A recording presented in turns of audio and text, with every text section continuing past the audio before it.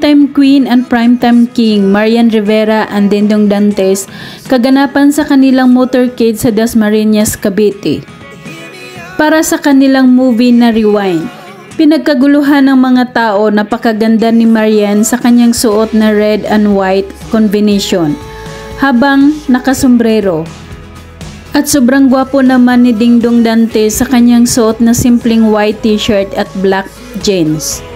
Napakagaling talaga nila sumayaw, lalo na si Marian na parang dalaga patingnan, napaka-sexy talaga, flat na flat pa ang tiyan. Punong-puno ng mga tao ang naturang mall kung saan sila nag-perform. Hiyawan ang lahat ng sumayaw na ang mag-asawa.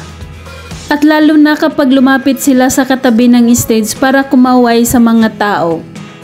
Ang ganda-ganda tingnan ni Marian habang sumasayaw dahil hindi nawawala ang smile nito.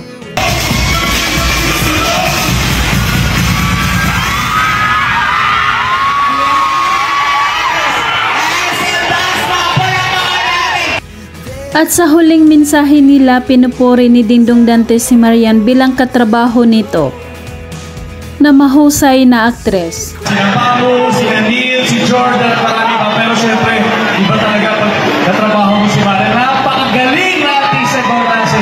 Kaya sana po Samantala sa kaganapan ng Metro Manila Film Festival Parade of the Stars na dinaluhan ng iba't ibang showbiz celebrities, nakalahok ang kanilang mga movie sa MMFF. Kasama na ang pelikula ni na Marian at Dingdong Dantes na Rewind. Bago pa man mag-umpisa ang parade, dahil sa sobrang init, nilalagyan muna ni Marian si Dingdong ng sunscreen sa mukha. Talaga namang maalagang asawa si Marian. At habang nakahinto pa ang sinasakyan nila, tinuruan ni Marian si Dingdong ng isang step ng sayaw at sumayaw silang dalawa.